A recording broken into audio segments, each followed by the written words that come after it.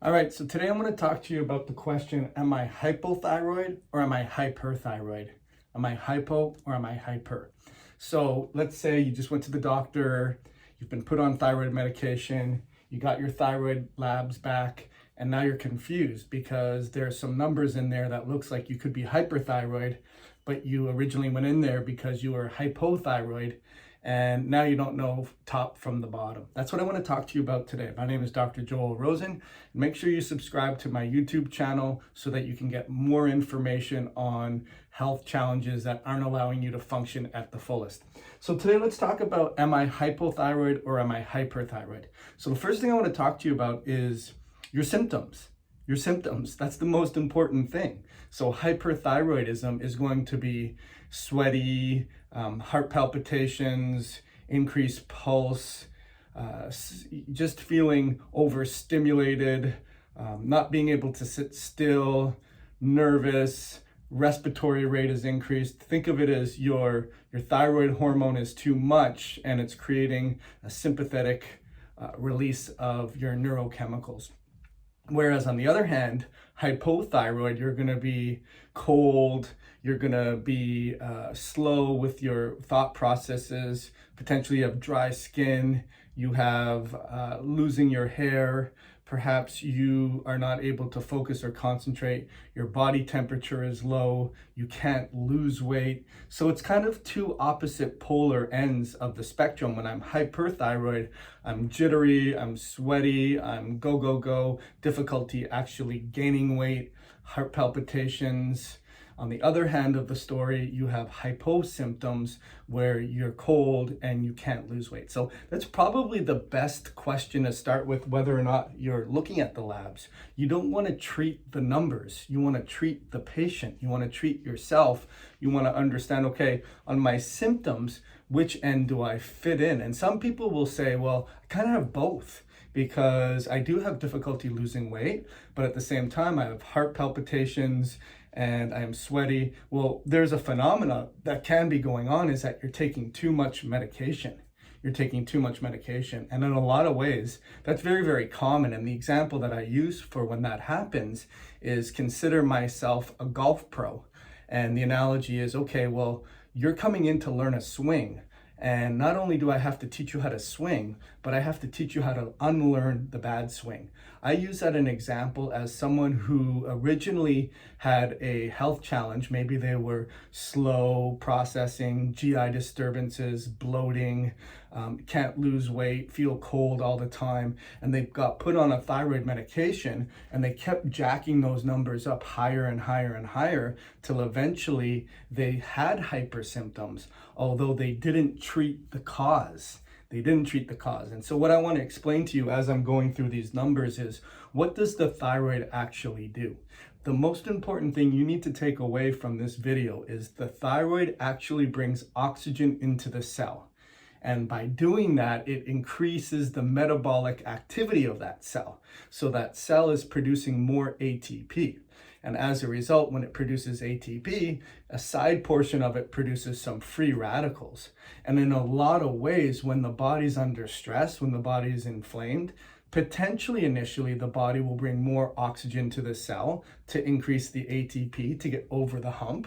But sometimes what will happen is the body will intuitively, in a very intelligent way, stop bringing oxygen to the cell, because it will produce a continuation of free radicals, and that's going to be very oxidatively damaging, meaning you already have a lot of inflammation, and the last thing your body wants to do is produce more oxygen to the cell to create more inflammation to fan the fire. So in a lot of ways, when you're going to the doctor and you're feeling sluggish and they're giving you thyroid medications to help with that feeling, you're not getting to the root cause of the problems, and in some ways you're making the problems worse. And that's where it really comes back to understanding, what's going on, Mrs. Jones? Are you cold?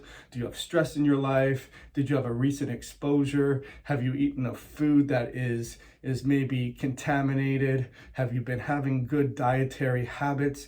Have you been moving?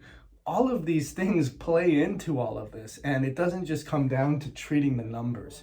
But let's look at the numbers. So she wrote down the numbers. Free T4, it's at 0.65. And then the reference range is 0.82 to 1.7. So that would have been considered low, functionally low.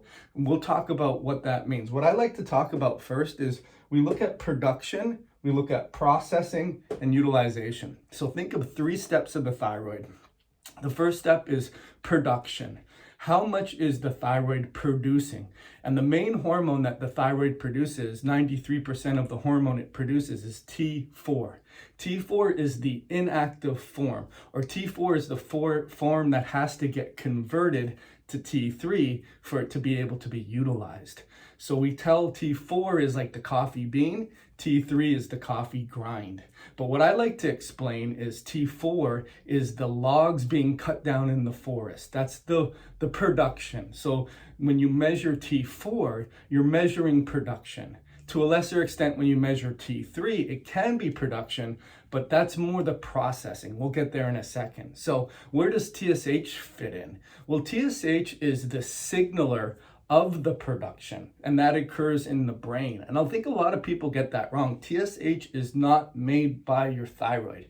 TSH is made by your brain to signal the thyroid. And in a lot of ways, the brain needs the hormone the first, the most, the prioritized. And the brain will signal to the thyroid to produce so that itself, the brain structure, can get more oxygenation for the inflammation and for the stress that's going on. And there could be a different thing happening at the cellular level, which we'll get there in a second in terms of utilization. So the first thing I want you to think about is production. TSH is the foreman. So TSH is like, again, keeping the analogy of cutting logs down in the forest. Production is low when T4 is low. So we would say production is low, right? But here's the trick. Here's where we have some challenges. TSH is low. So TSH is the foreman. It tells the thyroid to produce T4 and to a lesser extent T3. In our analogy, we're talking about T4 as cutting logs or cutting trees down in the forest. And we see that the trees are not bringing a lot of, they're lower than the reference range, let alone the functional range. The functional range we have as 1.0 to 1.5. So we're even lower there. So we would say that's a hypothyroid finding, right? Because your production of the hormone is low. Your production is low. But the interesting thing is that TSH, typically when the production is low, the foreman will yell at the workers, hey, you guys got to cut down way more logs. And typically in a hypothyroid finding, when it's primarily a thyroid, we say a primary problem. A primary problem means the problem is in the thyroid itself. Primary hypothyroidism would be a classic low free T4 and high TSH, because the TSH is yelling at the workers, hey, you guys got to cut down more logs. You're not cutting down enough because this number is low. But we say that the TSH is actually, from a healthy range, low. It should be 1.8 to 3.0. From a lab range, the lab ranges are very, very broad, and it's just hitting the threshold of 0.45, and it's at 0.49. But if you see the upper end, which is ridiculous, 4.5, it does give you that suggestion, even if you're not looking at it from a functional range, that TSH is low. So a lot of people will say, well, I've heard that when TSH is low, that means you have hyperthyroid. And that would be true if it's a primary problem. So let's follow the reasoning. Let's say your thyroid is working too fast and it's outputting a lot of T4. The foreman is going to stop telling the workers to work so hard because they're meeting production. So TSH would go very, very low. Whereas in a primary hypothyroid problem, hypo, what we just said is if the T4, the logs are being cut down at a slow rate, TSH, the brain, the foreman, will tell the workers to speed up, and it will be higher than the reference range. So it's opposite to what you think. From a primary standpoint, the problem is in the thyroid, it's not producing enough, your TSH goes high to compensate for that hypothyroid problem. For a primary hyperthyroid, TSH is working too hard, the foreman, the TSH will be lower. So that's a primary problem, but to confuse the matter, it doesn't necessarily always have to be a primary problem, meaning it can be secondary. And the secondary problem is typically the pituitary, the foramen itself. And we see in a lot of ways that the foramen itself will go against the rules where the hypothyroid is high. In this case, the secondary problem, the TSH will be low. And there's a couple reasons for that. Number one, too much medication. Too much medication, because we're taking medication. In this case, she's taking Tyrosant, which is T4, and she's also taking T3. So that's another variable we have to consider that's going on. But so far with that 0.65, we're thinking it's a hypothyroid challenge. We're also looking at her particular symptoms and putting on our doctor's hat and asking her, Mrs. Jones, do you have hypothyroid symptoms? You feel cold, you have brain fog, you have dryness of skin, you're losing your hair, you are not able to lose weight, and so forth and so on. You have GI disturbances. Okay, yes, I have all of those. Okay, that's a hypothyroid. But then I'm confused because my TSH is low, and with a hypothyroid problem, TSH goes high. Not if it's a secondary problem. If it's a secondary problem, it goes lower. And that's because A, there's too much medication, and the pituitary says, oh, there's enough thyroid hormone circulating in the body. We don't need more. We don't need to output more. But we don't get that sense with the T4. Now, this is still in production sense. We're going to talk about processing and utilization here in a second. But the fact is, the other thing we would be thinking about with a secondary pituitary hypothyroid presentation is that there's stress, there's inflammation, there's blood sugar imbalances, there's toxic exposure, there's things that are going on in the body that required you to go on the thyroid meds in the first place that are still happening, that are causing your pituitary to slow down. And that's typically what we see here. So that's production. Okay, so we're talking about production. Now we're talking about processing. So now this is where we look at T4 and T3. So if we look at free T3, we can see that she is in the range from a lab point of view. 2.5, she should be 2.0.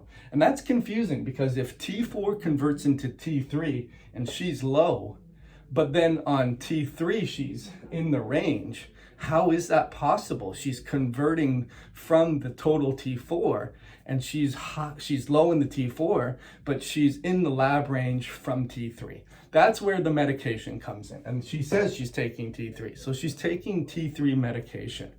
But what I want to talk to you about is the processing. So when you cut down logs from the forest, that's T4, and the foreman yelling at the workers, that's TSH, then T4 has to be converted to T3. And that's called conversion. And that takes place 60% of the time in the liver and 20% of the time in the GI tract. So that's 80% of conversion to T4 to T3 takes place in the liver and the GI tract. Another 20% takes place at the peripheral tissues. Now, she doesn't seem to have a conversion problem, and we can't really tell because she's low on her T4. A lot of the times you'll see a conversion problem, an under-conversion problem, when you see a challenge when T4 is normal, the coffee bean or the logs you're cutting down in the forest are fine, but then the cut wood or the coffee grind is low. That'd be an under-conversion problem. So she doesn't have an under-conversion problem. She could have an over-conversion problem, and that may be happening because she's taking so much thyroid medication. It's not necessarily converting from T4, but she's getting it from her thyroid medication. So far, so good. Hope we're following me there. Now, the last thing we look at is reverse T3. So reverse T3 is a analog of so we talk about the logs being cut down in the forest, and now we talk about the logs that were converted, the firewood that was converted from the logs, the processing from T4 to T3, or the coffee bean to the coffee grind. Reverse T3 would be the wet firewood, the firewood that doesn't work effectively. And that usually number is high because of stress, inflammation, blood glucose imbalances, stressful life. But if you look at her number Her T3 is 6.3, which is really low.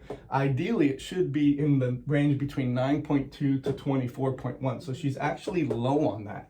We like to see it from a functional range less than 12. Now, what's going on there? Well, typically we're going to see low reverse T3 if there is some form of extra medication that she's taking, combined with the fact that perhaps the root cause of why she had to go on all of this in the first place is not being addressed. And then we have what's called metabolic chaos.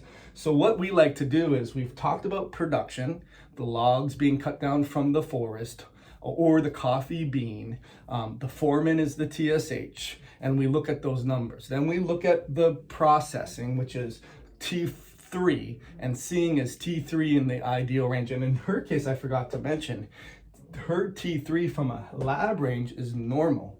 Her T3 from a functional range is low. Her T3 from a functional range should be between 3 and 4, and she's at 2.5. So how's that possible? Well, what happens ultimately is that there happens to be a lot of cellular compensation. So when we see someone who's taking maybe too much medication, and then what happens is it sedates that pituitary. It also can happen to create lower reverse T3. Or she's producing a lot of T3. My guess is she's probably feeling somewhat overstimulated because her T3 from a lab range is in the range. Her T4 from the lab range is low, and she's getting sort of a bombarding of too much T3 into the cell, and that causes what's called receptor site desensitization. That's a mouthful. Receptor site desensitization. So if someone has too much insulin circulating in the body, it's called insulin resistance. If someone's taking too much T3, then it's T3 resistance. And there's a lot of binding proteins and other things that will happen that will lower the available hormone. It's beyond the course of this study that we're doing right now. But one of the last things I want to explain to you is free T3 to reverse T3 ratio. That is the utilization. So if we look at her utilization, what we do is we divide free T3, the good firewood, the good coffee grind, the one that's going to go into the pot or go into the fire, and we look at the bad coffee grind or the bad or unusable coffee, the logs, is 6.3. We divide that by each other, we get a percentage, and she's at 39%. And ideally, we like to see it greater than 20% over here. So she does not have a challenge with too little active, healthy firewood compared to unhealthy firewood, or healthy thyroid hormone to unhealthy thyroid. If anything, she has too much. It's really, really high. And that's why I think she has a little bit of both going on here, where she has some symptoms, but she also feels wired and tired, because you're not getting to the root cause of the problem. You're potentially taking too much thyroid hormone, because what happens is initially you take it, it starts working well, but then it doesn't work as much, and then you start slowly going up that ladder of take more, take more, take more, take more. And the other thing she added was her temperature is 96 in the morning. Ideally, we should be 98.6. So we can tell from that adds another layer of, okay, that's a hypo symptom. Her body temperature is low. She does say she gets up to 97.1 during the day. And on an average, we like to see somewhere between 97 to 99. And she's at 97.1. So she probably has a little bit of both going on. I would still say, hey, look, what else is going on in your life? Why do you have a necessary compensation from your brain telling your thyroid to slow down? And why is the medication that you're taking continually to probably be going higher and higher and higher, or at least being less effective, and you're still dealing with the weight gain, or not being able to focus, or the dryness of skin, or losing of your hair, or GI disturbances. The other thing that's missing from all of this, which I'm sure if you're watching this and you're a sophisticated thyroid studier, is thyroid antibodies. There is a stat that says 80% of your thyroid imbalances are due to a antibody or autoimmune challenge. And I would like to know that. Like, do you have an antibody that's telling me your thyroid is also being slowed down or compensated with by your body or manipulated to control the stress in your body by producing an immune response against those tissues? Does that make sense? Very, very complicated. Make sure you watch this again. So my synopsis of all of this is, it seems to be a hypo symptom. The body temperature is low. I didn't get your symptoms, but I'm guessing the whole reason you went on this in the first place was because there were hypothyroid challenges. You have probably too much medication going through your body. Now, I'm not licensed to take you on medication, put you on medication, or take you off. I'm a holistic provider. I work with you to help you support your body so that we can support the brain function. We can support the thyroid function. We can support the conversion in the liver and the GI and the peripheral tissues. We can support your blood sugar. We can look deeper into your body and see if there's low-grade infections, or if you have an oxygen transportation problem, or an iron metabolism issues, or genetic susceptibilities. Those are the things that require more hands-on work. And then ultimately, when you help address those things, you start to see these thyroid numbers come back into play.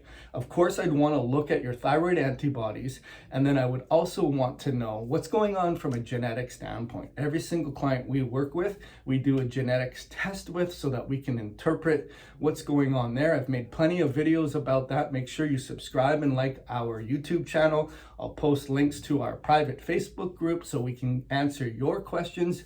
And ultimately, I look forward to ending your am I hypo or am I hyperthyroid nightmare. Take care.